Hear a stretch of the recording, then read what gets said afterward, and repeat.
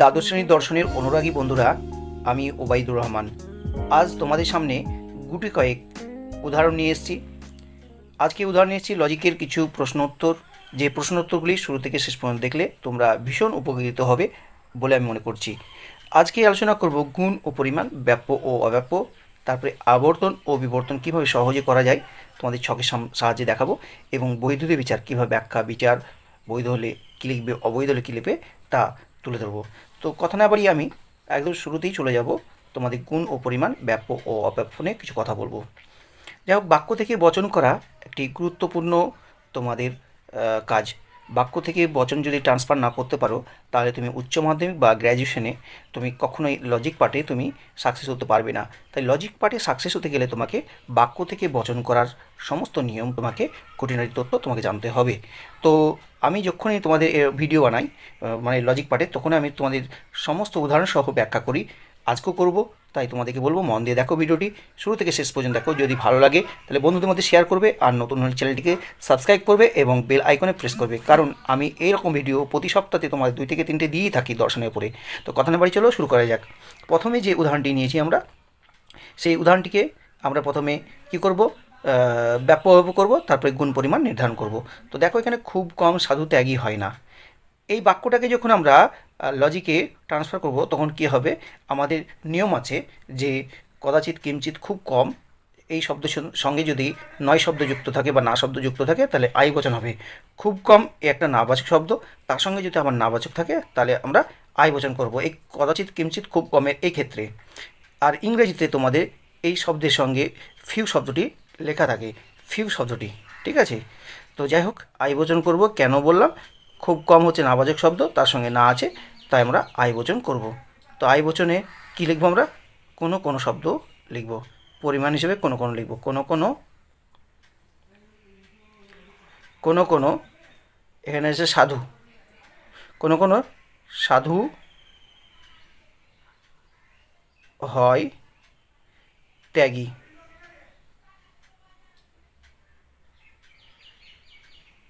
এখানে আমরা সাধু ত্যাগী লিখলাম।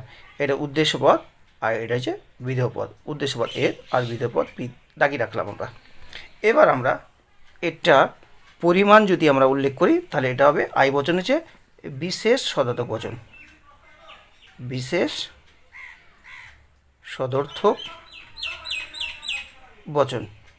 এবার আমরা যখন ব্যাপ্য উল্লেখ করব, তখন আমরা জানি আই বচনের উভয় পদ অব্যাপ্য। এই ক্রস চিহ্ন মানে হচ্ছে অব্যাপ্য, আমরা ইন্ডিকেট করলাম, অব্যাপ্যকে ইন্ডিকেট করলাম। তাহলে আই বচনের উভয় পদ অব্যাপ্য।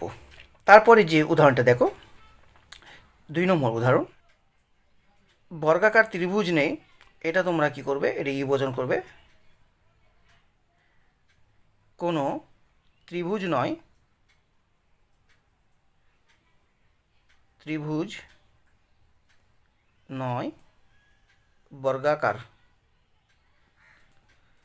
ওকে, উদ্দেশ্য পদ আমরা ত্রিভুজ লিখব, আর বর্গাকার লিখব বিধপদ। তো এটা কি বচন হবে, ই বচন হলে পরে এটা হবে সামান্য নঅর্থক বচন, সামান্য নঅর্থক বচন। ওকে, এবং ই বচনের উভয় পদ ব্যাপ্য, উদ্দেশ্য বিধেয় উভয় পদ ব্যাপ্য। ওকে, পরের উদাহরণ আমরা দেখব, বিনয় ব্যতীত কেউ জ্ঞানী হয় না, বিনয়ী ব্যতীত কেউ জ্ঞানী হয় না। এই ব্যতীত কেউ না আর ছাড়া কেউ না থাকলে পরে তোমরা উদ্দেশ্য বিধেয় চেঞ্জ করবে এবং এ বচন করবে, এটা এ বচন হবে। তাহলে একটা নিয়ম আছে, ব্যতীত কেউ না বা ছাড়া কেউ না থাকলে পরে উদ্দেশ্য বিধেয় চেঞ্জ হবে এবং এ বচন হবে। তাহলে সকল জ্ঞানী ব্যক্তি হয় বিনয়যুক্ত বা বিনয়শীল, বিনয়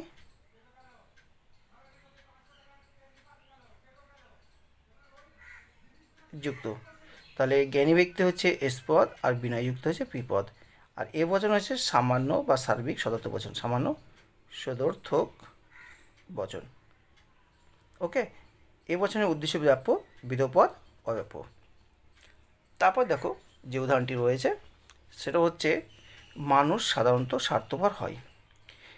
এই সাধারণত বেশিরভাগ এই কথাটা যদি থাকে কোনো বাক্যে, সাধারণত বেশিরভাগ একটি ছাড়া সব, অনেক নিয়ম আছে, তো আমি সাধারণত তোমাদের কথা বলতে বলতে তুমি এই সাধারণত, অনেক, বহু, ঠিক আছে, এগুলো বললে দেখবে যদি বাক্যটা হ্যাঁ বাচক হয় তাহলে আই বচন, আর বাক্যটা যদি না বাচক হয় তো ও বচন। আই বচন হলে পরে কী লিখবো আমরা? কোনো কোনো, পরিমাণ হিসাবে কোনো কোনো লিখব। কোনো কোনো স্বার্থপর, কোনো কোনো মানুষ হয়, কোনো কোনো মানুষ মানুষ হয় স্বার্থপর। ওকে, তো মানুষের যে এস পদ আর স্বার্থপর হচ্ছে পি পদ। তাহলে আই বচন আমরা আগেও দেখেছি আমরা বিশেষ সদর্থক বিশেষ সদর্থক বচন। এটি কীভাবে চিনছ বিশেষ সদর্থক বচন? এই যে হয় আছে তার জন্য সদর্থক, আর কোনো কোনো আছে তার জন্য বিশেষ। তাহলে কোনো কোনো থাকলে পরে বিশেষ, আর হয় যদি হয় তাহলে সদর্থক। ঠিক আছে, তাহলে সদর্থক কীভাবে চিনবে? হয় দেখে। নর্থক কীভাবে চিনবে? নয় দেখে। তাহলে এটা আই বচনের কোন কোন পদ অব্যাপ্য বা ব্যাপ্য? আই বচনের উভয় পদ অব্যাপ্য। আই বচনের উভয় পদ অব্যাপ্য। এবার আমরা আবর্তন ও বিবর্তন নিয়ে আলোচনা করব। তো আবর্তন আর বিবর্তনের যে একটা সূত্র আমি তোমাদের এখানে তুলে ধরেছি, সেই সূত্রটা তোমাদের মাথায় রাখবে। তার মানে হচ্ছে বাক্য থেকে যে বচনটা পাবা, সেই এলেপটা পাবা, সেই এলেপটার আবর্তন আর এলেপটারই বিবর্তন। আবারও বলছি তোমাদেরকে, বাক্য থেকে যে বচনটি পাবে, এলেপ যেটা পাবে, তারই আবর্তন তারই বিবর্তন। একবার আবর্তন করবে, একবার বিবর্তন করবে, একবার আবর্তন করবে, একবার বিবর্তন করবে। প্রথম বাক্যটির আবর্তন আর প্রথম বাক্যটির বিবর্তন। কথা ক্লিয়ার হয়েছে? এবার দেখো, ও বচনে আবর্তন সম্ভব নয়, কিন্তু বিবর্তন আই বচন হয়েছে। ওকে, এবার আমরা এখানে দেখব উদাহরণটাতে। উদাহরণটা কী লেখা আছে দেখো, সব আম মিষ্টি নয়।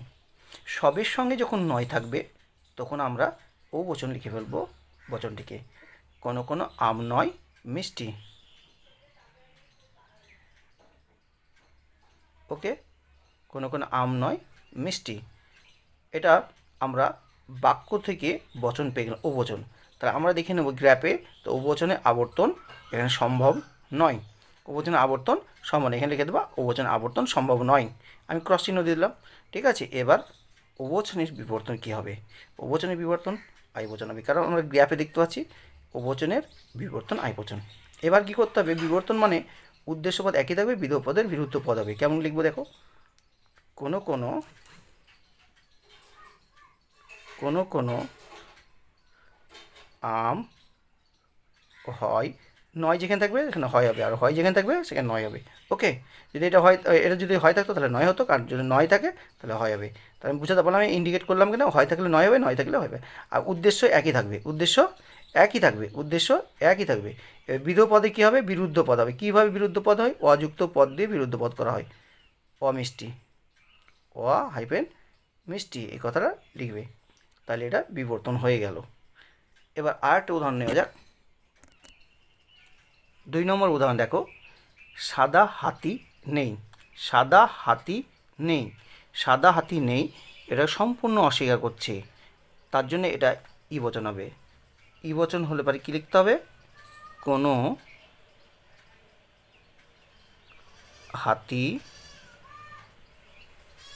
নয় সাদা। ওকে, তাহলে আমরা ই বচনের আবর্তন করলে আমরা সূত্রতে পেয়েছিলাম ই বচনের আবর্তন ই। আবর্তন মানে হচ্ছে উদ্দেশ্য বিধি চেঞ্জ করতে হবে। তাহলে আমরা কি লিখব? যে কোনো সাদা প্রাণী বা জন্তু যাই লিখব, দা প্রাণী নয় হাতি। আবর্তন মানে হচ্ছে উদ্দেশ্য বিধি চেঞ্জ করব, উদ্দেশ্য বিধি চেঞ্জ হয়ে গেছে। দেখো, ডানেরটা বামে এসছে, বামেরটা ডানে গেছে। আবর্তন মানে হচ্ছে তোমার উদ্দেশ্য বিধেয় হবে, বিধেয় উদ্দেশ্য হবে। ওকে, হয়েছে। এবার আমরা দেখব যে ই বচনের বিবর্তন করলে পরে এ বচন হবে। মানে প্রথমটারই আবর্তন আমরা দেখেছিলাম, প্রথমটারই আবর্তন আর প্রথমটারই বিবর্তন। এবার বিবর্তন করব এই বচনটার। কী লিখব? সকল হাতি নয়, জায়গায় আমরা কী বসবো? হয় লিখব। তাই উদ্দেশ্য একই আছে, আর বিধেয় পদে আমরা অযোগ করব, অ সাদা, ও হাইফেন সাদা। বিবর্তন হয়ে গেল এটা। তাহলে এই যে বাক্যটা পেলাম, বাক্যটারই আবর্তন, বচন করলাম, এলেপ করলাম, তারই আবর্তন, তারই বিবর্তন। কথা ক্লিয়ার হচ্ছে? এবার আমরা 3 নম্বর উদাহরণটা দেখে নেব। 3 নম্বর উদাহরণটা দেখে নাও। হাতি ও ঘোড়া এক নয়। হাতি ও ঘোড়া এক নয়, তাহলে এটাও ই বচন হবে। তাহলে আমরা সরাসরি অস্বীকার করলে কী করব? ই বচন করব। কোনো কোনো হাতি নয় ঘোড়া। এর আবর্তন করে উদ্দেশ্য বিধি চিহ্ন হবে, ঘোড়াটা এখানে আসবে, হাতিটা এদিকে যাবে। তাহলে এটা ই বচনে আবর্তন করলে কী বচন হবে? ই বচন হবে। কোনো ঘোড়া নয় হাতি। এবার ই বচনে বিবর্তন করলে কি হবে? এ বচন হবে। আগে দেখেছি আমরা সকল, কি আছে এবার? হাতি, সকল হাতি। এবার নয় জায়গায় কী লিখবো? হয়। আর ঘোড়ার জায়গায় লিখবো আমরা অঘোড়া। বিবর্তন হয়ে গেল। এবার আমরা বৈধতা বিচার করব। বৈধতা বিচারের উদাহরণটা দেখে নেওয়া যাক। দেখো কি লেখা আছে। সে অবশ্যই ভীরু, কারণ সে অসৎ এবং কেবলমাত্র অসৎ লোকেরাই ভীরু। এইখানে সবচেয়ে গুরুত্বপূর্ণ অংশ হচ্ছে সিদ্ধান্ত। সিদ্ধান্ত খুঁজে বার করতে হবে। তো এই বাক্য পাওয়ার সঙ্গে সঙ্গে তোমরা এই তার্কিক আকার, প্রধান আশ্রয় বাক্য, অপ্রধান আশ্রয় বাক্য, সিদ্ধান্ত লিখে ফেলবে।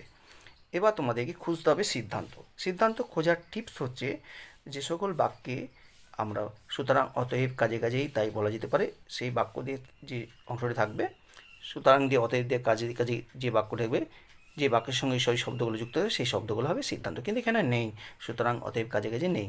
কিন্তু দ্বিতীয় আমরা সূত্র হিসাবে, মানে সিদ্ধান্ত চিহ্ন সূত্র হিসাবে আমরা ব্যবহার করব কারণ যেহেতু কেননার বাম দিকের অংশটি বা পূর্বের অংশটি, কারণ পেয়ে গেছে আমরা, কারণ যেহেতু কেননার বাম দিকের অংশটি হবে সিদ্ধান্ত, বা পূর্বের অংশটি। তাহলে এই অংশটি আমরা সিদ্ধান্ত পেয়ে গেছি।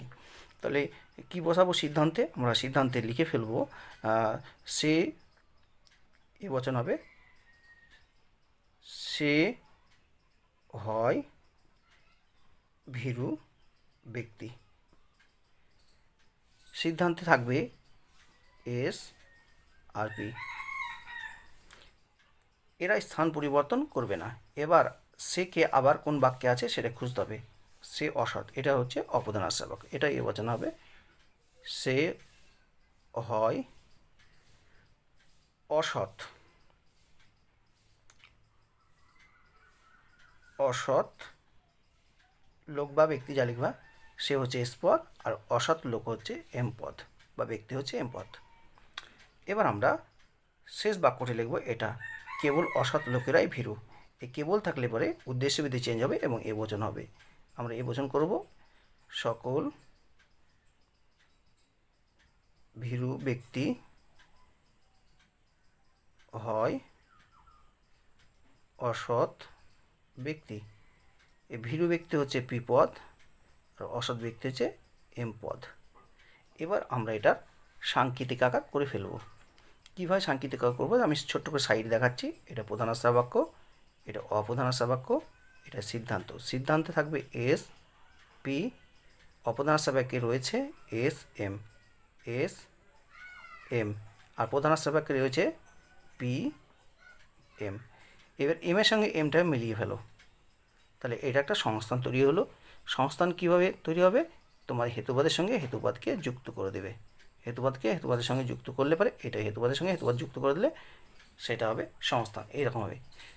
তো হেতুপদ যদি উভয় আশ্রয় বাক্যে বিধেয় স্থান থাকে সেটা হবে দ্বিতীয় সংস্থান। তাহলে এটা আমরা দ্বিতীয় সংস্থান চিনে গেলাম। সংস্থান চিনে গেলাম, দ্বিতীয় সংস্থান চিনে গেলাম। এবার এটা বৈধ না অবৈধ কীভাবে চিনব? তার আগে আমাদের কাজ করতে হবে, ব্যাপ্য অব্যাপ্য নির্ণয় করতে হবে। আমরা সূত্র অনুযায়ী আগের এতে দেখেছি, এ বচনের উদ্দেশ্যপদ ব্যাপ্য, বিধেয়পদ অব্যাপ্য। এ বচনের উদ্দেশ্যপদ ব্যাপ্য, বিধেয়পদ অব্যাপ্য। এ বচনের উদ্দেশ্যপদ ব্যাপ্য, বিধেয়পদ অব্যাপ্য। এবার আমাদের দেখি এটা বৈধ বিচার করতে হবে। ঠিক আছে, কেমন বৈধ বিচার করতে হবে একবার আমরা দেখে নেব। যে আমরা জানি 3টি বচন থাকবে, 3টি পদ থাকবে, দুবার করে ব্যবহার হবে এবং হেতুপদকে একবার ব্যাপ্য হতে হবে। হেতুপদ যদি একবারও ব্যাপ্য না হয়, দেখো এখানে হেতুপদ একবারও ব্যাপ্য হয়নি, তাহলে যে দোষ করবে, হেতুপদ যদি একবারও ব্যাপ্য না হয় তাহলে তার নাম অব্যাপ্য হেতুদোষ, কারণ হেতুপদ এখানে একবারও ব্যাপ্য হয়নি কো। ওকে, তার জন্য এটা হেতুপদ যদি একবারও ব্যাপ্য না হয় তাহলে এটা কি দোষ বলবে? অব্যাপ্য হেতুদোষ। এটা আমরা বইতে পেয়েছি অব্যাপ্য হেতুদোষ। পরের উদাহরণ দেখা যাক। দ্বিতীয় উদাহরণটি কী লেখা আছে দেখে নাও একবার, যে কোনো কবি অমর নয় যেহেতু যে কোনো কবি মানুষ এবং মানুষ অমর নয়। তার্কিক কারণ সাজাবো এবং প্রধানাশ্র বাক্য অপ্রধানাশ্র বাক্য। প্রথম কাজ হবে সিদ্ধান্ত বার করা। তাহলে আমরা এর আগের নিয়মে দেখেছিলাম কারণ যেহেতু, যেহেতু পেয়ে গেছি কারণ যেহেতু, কেননার বাম দিকের অংশটি হবে সিদ্ধান্ত, এই অংশটা হবে সিদ্ধান্ত। সিদ্ধান্ত কী হবে দেখো, কোনো কবি অমর নয়, এটা সরাসরি বচন হবে। কী লিখবো আমরা? কোনো কবি নয় অমর, কোনো নয় অমর। ঠিক আছে, কবি হচ্ছে এসপদ আর অমর হচ্ছে বিপদ। আবার কোন বাক্যে কবি লেখা আছে দেখো, দেখো যে কোনো কবি মানুষ, তাহলে কবি পেয়ে গেলাম আমরা, সেটা হবে অপদাংশ। এটা সকল হবে, এ বচন হবে সকল কবি হয় মানুষ। ওকে, কবি হচ্ছে এসপদ আর মানুষ হচ্ছে এমপদ। তারপরে যে বাক্যটা পড়ে আছে সে বাক্যটা হচ্ছে মানুষ অমর নয়, এটা ই বচন হবে কোনো মানুষ নয় অমর। এটা মানুষটা হচ্ছে বিপদ আর অমরটা হচ্ছে এম পদ। তাহলে আমরা এবারও ব্যাপ্য অব্যাপ্য নির্ণয় করব। কেমন? এবার আমরা সাংকেতিক আকারটাও দেখে নেব। তো আমরা জানি সাংকেতিক আকার তিনটে আমরা সমান্তরাল রেখা টানব। এটা হচ্ছে সিদ্ধান্ত এসপি, এসপি লেখা আছে। তারপরে অপ্রধানাশ্রবকে এস এম লিখে ফেলবো। তারপরে প্রধানাশ্রবকে পি এম। এবার এমের সঙ্গে এমটাকে মিলিয়ে দাও। ওকে, এবার ব্যাপ্য অব্যাপ্য চিহ্নিতকরণ করে ফেলবো। দেখো ই বচনে উভয় পদ ব্যাপ্য, এই বচনের উদ্দেশ্যপদ ব্যাপ্য, বিধপদ অব্যাপ্য, ই বচনে উভয় পদ ব্যাপ্য। তাহলে এখান থেকে আমরা লক্ষ্য করছি যে এটি ই বচন আছে, উভয় পদ ব্যাপ্য, এটি ই বচন আছে, উদ্দেশ্যপদ ব্যাপ্য, বিধপদ অব্যাপ্য, এটি ই বচন আছে, উভয় পদ ব্যাপ্য। এখানে কোনো দোষ নাই। তো দোষ নাই, তাহলে কেন দোষ নাই? এখানে দেখো হেতুপদকে অন্তত একবার ব্যাপ্যত হয়েছে, আর সাধ্যপদের কোনো দোষ নাই, পক্ষপদেরও কোনো দোষ নাই। ঠিক আছে, এটা তো মোটেও কোনো দোষ নাই। কিন্তু এইরকম যদি মানে হেতুপদ যদি উভয় আশ্রয় পাখি বিদ্যুৎ স্থানে থাকে সেটা হবে দ্বিতীয় সংস্থান। দ্বিতীয় সংস্থানে যে ই থাকে মূর্তিটি, তাহলে বৈধ হবে। ই এই মূর্তিটা কোথায় আছে? মানে দ্বিতীয় সংস্থানে সিজারে, সিই এস এ আর ই, এই সিজারে এই মূর্তিটা দ্বিতীয় সংস্থানে রয়েছে। এবং ই যদি দ্বিতীয় সংস্থানের সঙ্গে মিলে যায় তাহলে চোখ বুঝে এটা বৈধ হবে। তাহলে আমরা কি লিখবো এখানে? এটা আকার লিখবো বৈধ, ব্যাখ্যা বিচারে আকার লিখবো বৈধ, মূর্তির নাম লিখবো সিজারে। ওকে, আর সংস্থান লিখবো দ্বিতীয়। ঠিক আছে, সংস্থান দ্বিতীয় তোমরা লিখে দেবে। আর দোষ নেই, দোষ এখানে নেই, কোনো দোষ ঘটেনি। তো ব্যাখ্যা বিচারে কী লিখবে? ব্যাখ্যা বিচারে লিখবে এইভাবে, আলোচ্য অবরোহ ন্যায়মানটি বৈধ, এটি দ্বিতীয় সংস্থানের বৈধ মূর্তি, এর নাম সিজারে। এবার তোমার প্যারাচিন করে লিখবে আলোচ্য ন্যায়মানটি বৈধ, কেননা এখানে পক্ষ, সাধ্য, হেতু এবং আশ্রয় বাক্যের কোনো নিয়ম লঙ্ঘিত হয়নি, অর্থাৎ ন্যায়ের সমস্ত নিয়ম যথাযথভাবে অনুষ্ঠিত হয়েছে, কাজে এটি বৈধ। প্রথমে দেখো গুণ ও পরিমাণ উল্লেখ করো। গুণ বলতে আমরা বুঝাই সদার্থক ও নর্থক, হয় হলে সদার্থক আর নয় হলে নর্থক। আর পরিমাণ বলতে আমরা বুঝাই সামান্য বিশেষ। এ আর ই বচন হচ্ছে সামান্য বচন, আয় আর ও বচন হচ্ছে বিশেষ বচন। তো সামান্য কীভাবে চিনবে? সকল আর কোনো দিয়ে সামান্য চিনবে, আর কোনো কোনো পরিমাণ যদি থাকে তাহলে সেটা বিশেষ হবে।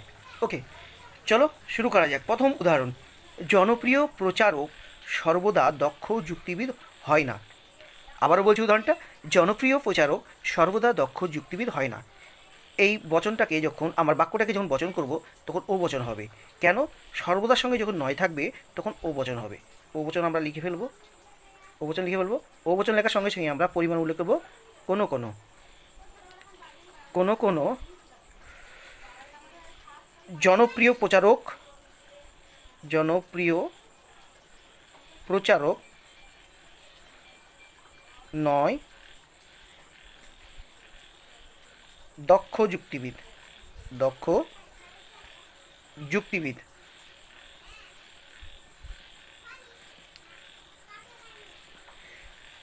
তাহলে আমরা পরিমাণ কি পাবো? এটা পরিমাণ পাবো আমরা বিশেষ আর গুণ হবে নঅর্থক। তাহলে ও বচন কী হবে? বিশেষ নঅর্থক। ও বচন হবে বিশেষ নঅর্থক বচন। বচন তোমরা পাঠ পাঠ করে লিখবে। পরিমাণ দিবে বিশেষ, আর নয় দিবে গুণ নঅর্থক, অতএব ও বচন বিশেষ নঅর্থক বচন। আমি খুব সংক্ষেপে আলোচনা করছি। পরের উদাহরণ দেখো, কেবল জ্ঞানী ব্যক্তিরাই সমাজ সংস্কারক হয়। আবার বলছি, কেবল জ্ঞানী ব্যক্তিরাই সমাজ সংস্কারক হয়। এটা যখন বাক্য থেকে বচন করব তখন এটা এ বচন হবে। কেন এ বচন হবে সেটা বলছি। যদি কোনো বাক্যে কেবল থাকে, কেবলমাত্র, একমাত্র, শুধুমাত্র, মাত্র, কেবল, তাহলে এই বাক্যটি যদি হ্যাঁ বাচক হয় তাহলে এ বচন হবে, এবং উদ্দেশ্য বিধেও চেঞ্জ করতে হবে, অর্থাৎ ভয়েসের মতো হবে। কীভাবে লিখবো দেখো, সকল সমাজ সংস্কারক হন জ্ঞানী ব্যক্তি। ওকে, উদ্দেশ্য বিধে চেঞ্জ করা হলো, এ বচন করা হলো। এ বচন সকল, এটা হচ্ছে পরিমাণ, এটা সামান্য, আর হয় হচ্ছে সদার্থক গুণ। তাহলে এই বচন হচ্ছে সামান্য সদর্থক বচন। সামান্যকে আবার সার্বিক বলাও হয়, সামান্য সদর্থক বচন। ওকে, পরের উদাহরণটা দেখো, গোলাকার চতুর্ভুজ নেই। গোলাকার চতুর্ভুজ নেই, তাহলে এটি ই বচন হবে। কী লিখবো আমরা? কোনো চতুর্ভুজ নয় গোলাকার। ই বচনের পরিমাণ হচ্ছে কোনো, এটা সামান্য, আর গুণ হচ্ছে নয়, নঅর্থক। তাহলে ই বচন সামান্য নঅর্থক বচন। ওকে, তারপরে উদাহরণটা দেখো, বিজ্ঞানীরা মোটের উপর কুসংস্কারাচ্ছন্ন। বিজ্ঞানীরা মোটের উপর কুসংস্কারাচ্ছন্ন। মোটের উপর বলেছে, বেশিরভাগ, মোটের উপর, এই সমস্ত শব্দ থাকলে পরে তোমাদের আই বচন হবে। হ্যাবাচক করলে বাক্যটা যদি হ্যাবাচক হয় তাহলে কী লিখবো আমরা? কোনো কোনো। আই বচনের পরিমাণ কী লিখবো? কোনো কোনো। কোনো কোনো বিজ্ঞানী হন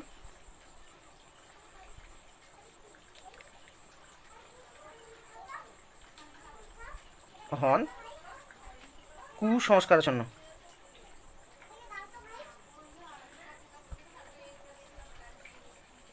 পরিমাণ যদি কোনো কোনো হয় তাহলে বিশেষ, আর গুণ যদি হয় তাহলে সদর্থক। তাহলে আই বচন হচ্ছে বিশেষ সদর্থক বচন। বিশেষ সদর্থক বচন। কেমন? তাহলে আমরা গুণ পরিমাণ সুন্দরভাবে উল্লেখ করলাম। এবার আমরা আবর্তন ও বিবর্তন করব। তো দেখো, আবর্তন আর বিবর্তন কীভাবে করা যায় আমরা জেনে নিই আগে। এ বচনে আবর্তন আই বচন, ই বচনে আবর্তন ই বচন, আই বচনে আবর্তন আই বচন, ও বচনে আবর্তন সম্ভব নয়। তাহলে অনুরূপভাবে বিবর্তন কী হবে? এ বচনে বিবর্তন ই বচন, ই বচনে বিবর্তন এ বচন, আই বচনে বিবর্তন ও বচন, ও বচনে বিবর্তন আই বচন। ওকে, তাহলে আমরা এখানে করে নিই একটা উদাহরণ। প্রথম উদাহরণ দেখো, মানুষ মাত্রই পরিশ্রমী নাই। মাত্রের সঙ্গে যদি নয় থাকে তাহলে ও বচন হবে। তাহলে কী লিখবো আমরা? কোনো কোনো মানুষ নয় পরিশ্রমী। ঠিক আছে, ও বচনের আবর্তন সম্ভব নয়। তাহলে বিবর্তন কী হবে বচনের? ও বচনের বিবর্তন হবে আই বচন। কী লিখবো আমরা? কোনো কোনো মানুষ, বিবর্তনের উদ্দেশ্য একই থাকবে, আর গুণের পরিবর্তন হবে, এটা হয় হবে, আই বচন যেহেতু হয় হবে, ও বচনে নয় ছিল, আর আই বচন হয় হবে, আর পরিশ্রমীটা এই পদটা বিধেয় পদে বিরুদ্ধ পদ হবে, কী হবে? অপরিশ্রমী।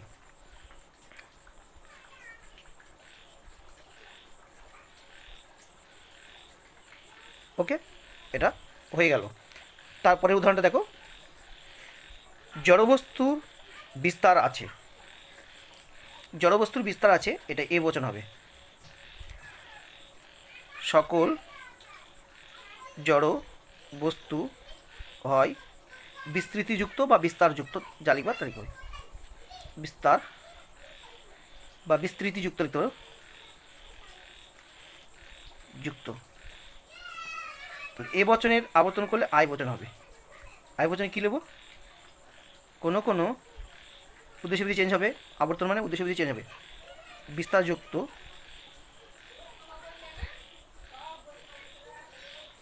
হয় জড় বস্তু। ওকে, এবার এ বচনে বিবর্তন করলে ই বচন হয়, এই বচনে বিবর্তন করলে ই বচন হয়। কী লিখব আমরা? কোনো জড় বস্তু নয়, নয়, তাহলে কী লিখব? বিস্তার যুক্ত আছে, তাহলে অবিস্তার যুক্ত হবে, অবিস্তার যুক্ত হয়ে গেল। 3 নম্বর উদাহরণটা দেখো, প্রতারকরা কখনোই সম্মান পান না। আবার বলছি, প্রতারকরা কখনোই সম্মান পান না। এই বাক্যটা দেখছো, কখনোই না থাকলে পারে, কখনোই না থাকলে পারে, এটা ই বচন হবে। কি লিখবা? কোনো প্রতারক নয় সম্মানযোগ্য।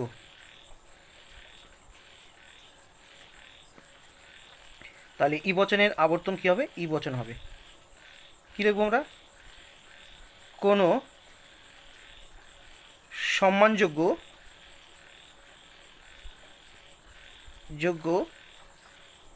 ব্যক্তি নয় প্রতারক।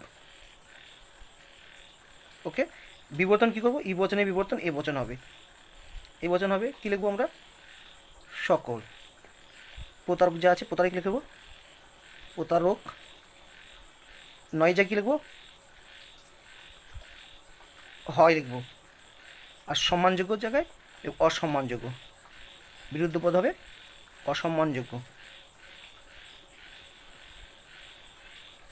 ওকে, তারপরে উদাহরণটা দেখো, আমোদপ্রিয় লোকেরা প্রায়ই চঞ্চল হয়। আমোদপ্রিয় লোকেরা প্রায়ই চঞ্চল হয়, প্রায়ই বাক্যটা হ্যাঁ বোঝা গেছে, তাহলে এটা আই বচন হবে। কোনো কোনো আমোদপ্রিয় ব্যক্তি হয় চঞ্চল।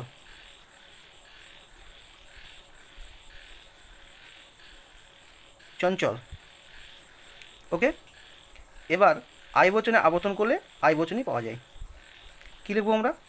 কোনো কোনো চঞ্চল ব্যক্তি হয় আমোদপ্রিয় ব্যক্তি।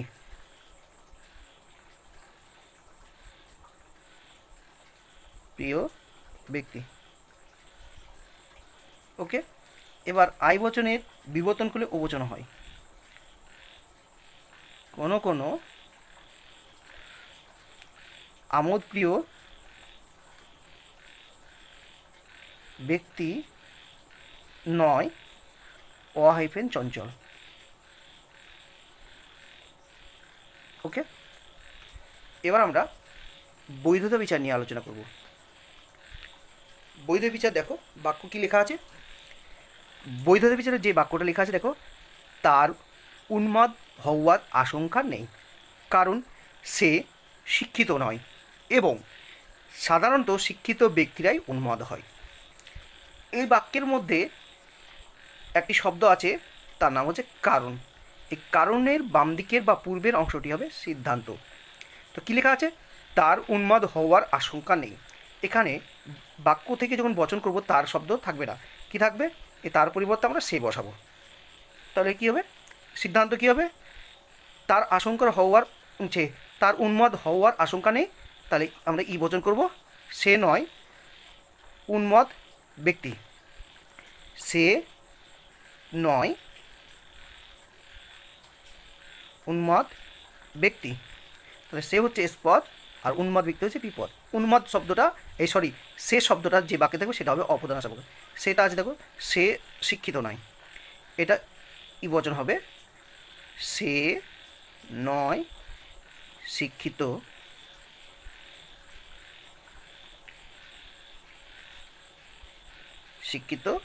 ব্যক্তি। সে হচ্ছে এস পদ আর শিক্ষিত ব্যক্তি হচ্ছে এম পদ। এবার পড়ে থাকছি, সেটা হবে, এখানে প্রধান অপ্রধানটা একটু ভুল হয়েছে, এটা সিদ্ধান্তের জায়গায় এটা সিদ্ধান্ত হবে, এখানে আমরা সিদ্ধান্ত লিখে দিচ্ছি। আর এটা হচ্ছে অপ্রধান, আর এই বাক্যটা হবে প্রধান, এটা হবে আই বচন। কোনো কোনো কোনো কোনো শিক্ষিত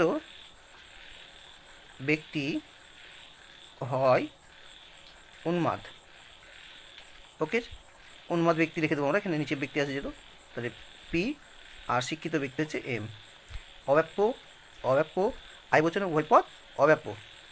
ওকে, আই বচনের উভয় পদ অব্যাপ্য আর ই বচনের উভয় পদ ব্যাপ্য। তাহলে আলোচ্য ন্যায়টিতে যে দোষ ঘটেছে তার নাম হচ্ছে অবৈধ সাধ্য দোষ। কী হয়েছে? অবৈধ সাধ্য দোষ। কেন অবৈধ সাধ্য দোষ? প্রধান আশ্রয় বাক্যে সাধ্যপদ পি ব্যাপ্য নয় সিদ্ধান্তে ব্যাপ্য হয়েছে। উল্টোভাবে বললে সিদ্ধান্তে যে পদ ব্যাপ্য তাকে আশ্রয় বাক্যে ব্যাপ্য হতে হবে, কিন্তু হয়নি।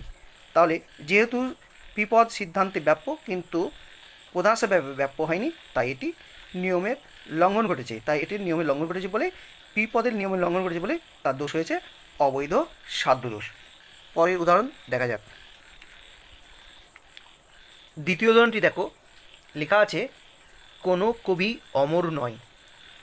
যেহেতু যে কোনো কবি মানুষ এবং মানুষ অমর নয়, এই বাক্যটির মধ্যে একটি শব্দ আছে, সেই শব্দটি আমরা চিহ্নিতকরণ করব, সেটি হচ্ছে যেহেতু। এই যেহেতু, কারণ, যেহেতু, কেননার বাম দিকের বা পূর্বের অংশটি হবে সিদ্ধান্ত, এই অংশটি হবে সিদ্ধান্ত। তো আমরা সিদ্ধান্ত পেয়ে গেছি। সিদ্ধান্ত কী হবে? কোনো কবি অমর নয়, এটা ই বচন হবে। কোনো কবি অমর। কবি হচ্ছে এস পদ আর অমর হচ্ছে পি পদ। কবি আরেকটি বাক্যে থাকবে, সেই বাক্যটি হবে অপ্রধান আশ্রয় বাক্য। তাহলে যে কোনো কবি মানুষ, এটা হবে এ বচন। সকল কবি হয় মানুষ। কবি হচ্ছে এস পদ আর মানুষ হচ্ছে এম পদ। বাকি যে বাক্যটি থাকছে সেটা হচ্ছে মানুষ অমর নয়, এই বাক্যটি থাকছে, এটা হবে প্রধান আশ্রয় বাক্য। ডি বচন হবে কোনো মানুষ নয় অমর।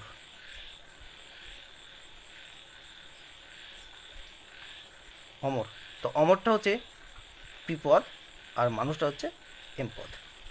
এবার আমরা ব্যাপ্য উপ নির্ণয় করি। এ বচনের ই বচনের উভয় পদ ব্যাপ্য, এ বচনের উদ্দেশ্য পদ ব্যাপ্য, বিধেয় পদ অব্যাপ্য। ই বচনের উভয় পদ ব্যাপ্য। এবার আমরা বিচার করব এটা বৈধ না অবৈধ এবং কোন সংস্থান। এটি সংস্থান হবে S P S M M P. এটা আমরা দেখতে পাচ্ছি প্রথম সংস্থান। প্রথম সংস্থানে আমরা এটা বৈধ মূর্তি পাচ্ছি। প্রথম সংস্থানে বৈধ মূর্তি কী হবে একবার আমরা দেখে নিই। প্রথম সংস্থানে বৈধ মূর্তি আছে ই এ ই সি লা রেন্ট। প্রথম সংস্থানে বৈধ মূর্তি না সি লা রেন্ট। কেন? ই আছে, এ আছে, ই আছে, ই এ ই, এটা প্রথম সংস্থায় বৈধ মূর্তি, এর নাম সিলারেন্ট। এই যে সকল বাক্যে কেবলমাত্র একমাত্র শুধুমাত্র যদি থাকে আর বাক্যটা যদি হ্যাঁবাচক হয়, তাহলে তোমরা বাক্যের উদ্দেশ্য বচনের বিধেয় হবে আর বচনের বাক্যের বিধেয়পদ বচনের উদ্দেশ্য হবে, অর্থাৎ উদ্দেশ্য বিধেয় পরিবর্তন হবে। দেখো এখানে কী করেছি, যে কেবলমাত্র থাকলে আর যদি বাক্যটা যে হ্যাঁবাচক হয় তাহলে এই বচন হবে সকল সদস্য হয় ছাত্র। সদস্যটা দেখো উদ্দেশ্য হয়েছে আর ছাত্র দেখো বিধেয় হয়েছে। তো এবার আমরা ব্যাপ্য ও অব্যাপ্য নির্ণয় করব। এ বচন যেহেতু এটা উদ্দেশ্য পদ, এটা হচ্ছে বিধেয় পদ। উদ্দেশ্য পদ আমরা এস দিয়ে চিহ্নিত করব আর বিধেয় পদ পি দিয়ে চিহ্নিত করব। চিহ্নিতকরণের পরে আমরা কি করব, এর ব্যাপ্য অব্যাপ্যটা নির্ণয় করব। উদ্দেশ্যপদ ব্যাপ্য, বিধেয় পদ অব্যাপ্য। তাহলে এ বচনের উদ্দেশ্যপদ ব্যাপ্য, বিধেয় পদ অব্যাপ্য। তাহলে এ বচনের উদ্দেশ্যপদ সদস্য ব্যাপ্য আর বিধেয় পদ ছাত্র অব্যাপ্য। 2 নম্বর উদাহরণ দেখো, সৈনিকরা সাহসী হয়। এটাও এ বচন হবে সকল সৈনিক হয় সাহসী। এ বচনের উদ্দেশ্যপদ সৈনিক আর সাহসী হচ্ছে বিধেয় পদ ব্যাপ্য আর বিধেয় পদ অব্যাপ্য। তারপরে দেখো উদাহরণটা, কিছু বুদ্ধিমান হয় সুদর্শন। কিছু আছে তার মানে বাক্যটি হ্যাবাচক আছে, তাহলে আইবচন হবে। আইবচন লেখার সময় আমরা লিখব কোনো কোনো, পরিমাণটা আমরা ব্যবহার করব। কোনো কোনো বুদ্ধিমান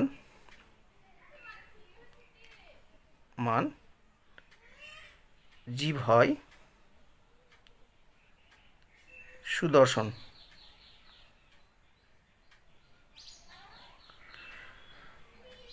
এবার আইবচনের উদ্দেশ্য পদ বুদ্ধিমান জীব আর সুদর্শন হচ্ছে বিধপদ।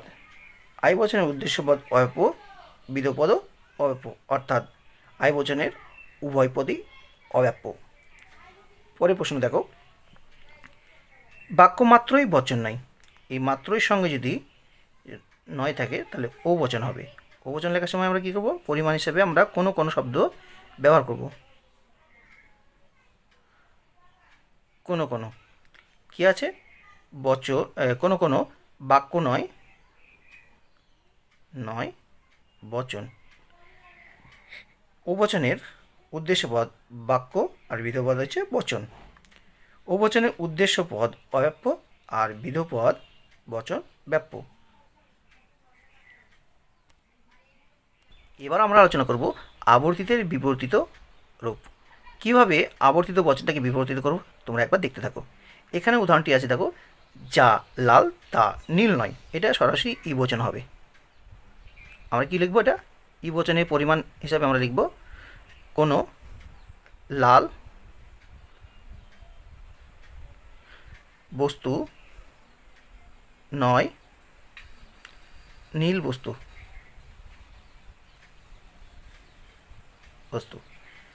ই বচনের আবর্তন করলে সরাসরি আমরা কি বচন পাবো, আমরা ই বচন পাবো। ই বচনে আবর্তন ই বচন। আবর্তন মানে উদ্দেশ্য চেঞ্জ করতে হবে। পরিমাণ হিসাবে আমরা কোনো শব্দ ব্যবহার করব, কোনো নীল বস্তু নয় লাল বস্তু। ওকে, এবার ই বচনের বিবর্তন করলে এ বচন হয়। এ বচনে আমরা পরিমাণ হিসাবে কি লিখব, সকল। তারপরে কি আছে, এটা সকল নীল বস্তু, আর সংযোজন হিসেবে আমরা এ বচনের হয় লিখব, নয় থাকলে হয় বিবর্তনে। আর কি লিখব, আমরা বিরুদ্ধ পদও লিখব। লালের বিরুদ্ধ পদ হচ্ছে অলাল, লাল বস্তু। ওকে, খুব সুন্দরভাবে আবর্তিত বিবর্তিত করা হলো। এবার পরের উদাহরণটা দেখো, ফুল সুন্দর।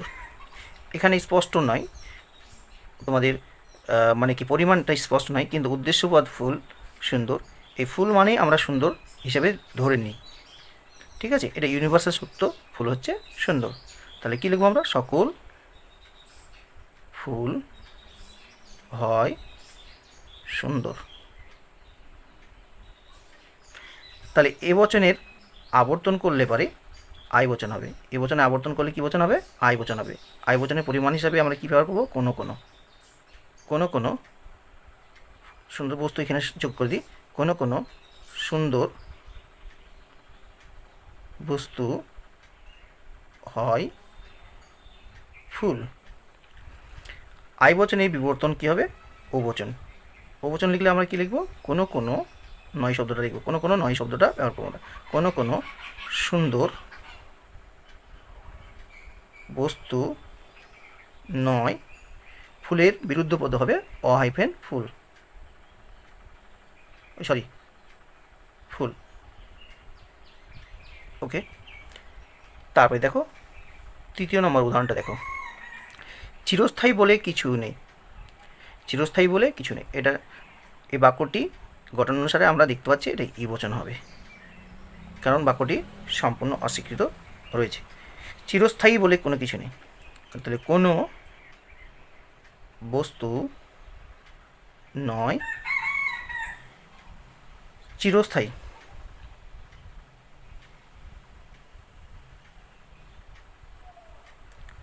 ই বচনের আবর্তন ই বচন, কোনো চিরস্থায়ী নয় বস্তু। ই বচনের বিবর্তন এ বচন। সকল চিরস্থায়ী হয় অহিফেন বস্তু। এবার আমরা বৈধতা বিচার নিয়ে আলোচনা করব। দেখো একটি বাক্য লেখা আছে এখানে, কোনো কোনো ব্যাংক অফিসার নিশ্চয়ই অধ্যাপক, কেননা তারা এমএ পাস, আর সকল অধ্যাপকই এমএ পাস। এই বাক্যের মধ্যে সিদ্ধান্তকে আমাদের নির্বাচন করতে হবে। তো সিদ্ধান্ত চেনার উপায় হচ্ছে, একটি শব্দ এখানে আছে কেননা। কেননা শব্দ যেখানে থাকবে তার বাম দিকের অংশটি হবে সিদ্ধান্ত। তো আমরা সিদ্ধান্ত পেয়ে গেছি, কোনো কোনো ব্যাংক অফিসার নিশ্চয়ই অধ্যাপক। এই বাক্যটা হ্যাবাচক আছে আর কোনো কোনো আছে, তার জন্য এটা আইবচন হবে। তো আমরা আইবচন লিখে ফেলবো। কী লিখব? যে আছে তাই লিখব আমরা, কোনো কোনো কোনো কোনো ব্যাংক অফিসার হন অধ্যাপক। ওকে, এবার আমরা উদ্দেশ্য হিসেবে আইবচনের ব্যাংক অফিসার আর বিধেয় হিসাবে অধ্যাপককে প্রতিকায়িত করব। S P. সিদ্ধান্তের উদ্দেশ্য স্থানে থাকবে পক্ষপাত আর বিধেয় স্থানে থাকবে সাধ্যপাত। এবার পক্ষপাতী যে বাক্যে থাকবে এই ব্যাংক অফিসার সেটি হবে অপদান আশ্রয়। কোথায় আছে দেখি? ব্যাংক অফিসার, এই যে কেননা তারা এমএ পাস, কেননা তারা এমএ পাস, এই তারা বলতে এখানে এই ব্যাংক অফিসারকে বোঝাচ্ছে। ওকে, কারণ অধ্যাপক এখানে ব্যবহার আছে, কেননা তারা এমএ পাস, তাহলে তারা বলতে বোঝাচ্ছে আইবচন হবে কোনো কোনো ব্যাংক অফিসার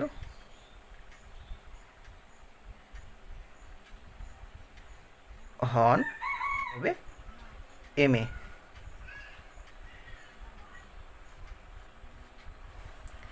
বাকি থাকছে এবার কোন বাক্যটা? আর সকল অধ্যাপকই এমএ। তাহলে আমরা কি লিখব? সকল অধ্যাপক হন এমএ পাস বা এমএ। আমরা পাস লিখব না, সকল অধ্যাপক হন এমএ। তাহলে অধ্যাপকটা আমরা কি দাগি মানে কি প্রতিকায়িত করব? অধ্যাপককে পি আর এমএকে আমরা এম প্রতিকায়িত করব। এবার আমরা সাংকেতিক আঁকাটা একবার দেখে ফেলি। দেখো সিদ্ধান্ত আছে এস পি, অপদান সেবকের আছে এস এম, আর প্রধান সেবকের আছে পি এম। এমের সঙ্গে এমটাকে আমরা মিলিয়ে দেবো। তাহলে যদি হেতুপদ উভয় স্থাপকে বিধেয় স্থান থাকে সেটা হবে দ্বিতীয় সংস্থান। তাই এটা দ্বিতীয় সংস্থান। এটা বৈধ না অবৈধ দেখে নেব। ঠিক আছে, এটা এবচন আইবচন, অতএব আইবচন। অব্যাপ্য অব্যাপ্য অব্যাপ্য অব্যাপ্য ব্যাপ্য অব্যাপ্য, এটা কি হবে? অব্যাপ্য হেতু দোষ হবে। দোষটা কী হবে? অব্যাপ্য হেতু দোষ। তাহলে আলোচ্য অবরোহ ন্যায়ানুমানটি অব্যাপ্য হেতুদোষে দুষ্ট, কারণ উভয়াশ্রা বাক্যে হেতুপদ একবারও ব্যাপ্য হয়নি। ন্যায়নিয়মে বলা হয়েছে হেতুপদকে অন্তত একবার ব্যাপ্য হতে হবে, কিন্তু আলোচ্য যুক্তিতে হেতুপদ একবারও ব্যাপ্য হয়নি, তাই এটি অব্যাপ্য হেতুদোষে দুষ্ট। চলো এবার দ্বিতীয় উদাহরণটা লক্ষ্য করো। লেখা আছে এখানে বাক্যটি সব ভারতীয় বাঙালি নয় এবং সব বাঙালি ছাত্র নয়, সুতরাং কোনো কোনো ছাত্র ভারতীয় নয়। এই বাক্যের মধ্যে সিদ্ধান্ত রয়েছে যে বাক্যটি, সেটি হচ্ছে সুতরাং দিয়ে যে বাক্যটি থাকবে সেই বাক্যটি হবে সিদ্ধান্ত। তো সুতরাং দিয়ে যে বাক্যটি জুড়ে থাকবে সেই বাক্যটি সিদ্ধান্ত। আমরা চিনে ফেলেছি সুতরাং এখানে লেখা আছে সেই বাক্যটি সিদ্ধান্ত। কী লেখা আছে? কোনো কোনো ছাত্র ভারতীয় নয়, এটা কোনো কোনো নয়, কোনো কোনো সঙ্গে নয় আছে, তাহলে আমরা ও বচন লিখব। কী লিখব? কোনো কোনো ভারতীয় কোনো কোনো ছাত্র নয় ভারতীয়, কোনো কোনো ছাত্র নয় ভারতীয়। ছাত্র হচ্ছে এস পদ আর ভারতীয় হচ্ছে পি পদ। এই সিদ্ধান্তের উদ্দেশ্য স্থানে এস পদ অর্থাৎ পক্ষপাতী যে বাক্যে থাকবে আবার সেটি হবে অপদান আশ্রয় বাক্য। তো চলো ছাত্র কোথায় আছে দেখে নিই। সব বাঙালি ছাত্র নয়, এটাও বহুবচন হবে, সবের সঙ্গে নয় আছে সেই কারণে। কোনো কোনো বাঙালি নয় ছাত্র। বাঙালি হচ্ছে এস পদ, সরি, ছাত্র হচ্ছে এস পদ আর বাঙালি হচ্ছে এম পদ। বাকি থাকছে যে বাক্যটি, সেই বাক্যটি হচ্ছে সব ভারতীয় বাঙালি নয়। সবের সঙ্গে নয় আছে, এটাও বহুবচন হবে। কোনো কোনো কোনো কোনো ভারতীয় নয়, কোনো কোনো ভারতীয় নয় বাঙালি। ভারতীয় আর বাঙালি, ভারতীয় হচ্ছে পি পদ আর বাঙালি হচ্ছে এম পদ। এটার আমরা একবার সাংকেতিক আকারটা দেখে নিই। দেখো, সিদ্ধান্তে এস পি, অপদান সাপেক্ষে এম এস, প্রধান সাপেক্ষে পি এম। এটা বহুবচন, অর্থাৎ ও বহুবচন, চতুর্থ সংস্থানে নেই। এটা অবশ্যই অবৈধ। ওকে, কিন্তু কী দোষ?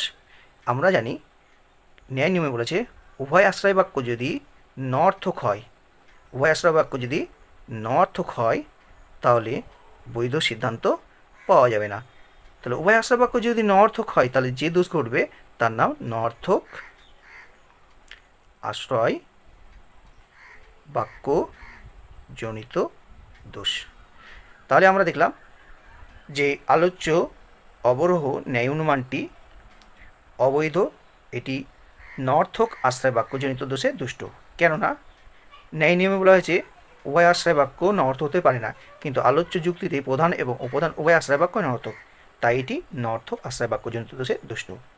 আজকের আলোচনা এখানে শেষ করছি। আলোচনা যদি তোমাদের ভালো লাগে তো তোমরা অবশ্যই লাইক কমেন্ট শেয়ার করো, আর নতুন হলে চ্যানেলটিকে সাবস্ক্রাইব করে বেল আইকন অবশ্যই টাচ করো। আবারও দেখাবে নতুন কোনো ভিডিওতে। ততক্ষণ ভালো থেকো, সুস্থ থেকো, নিজের প্রতি খেয়াল রাখো। ধন্যবাদ।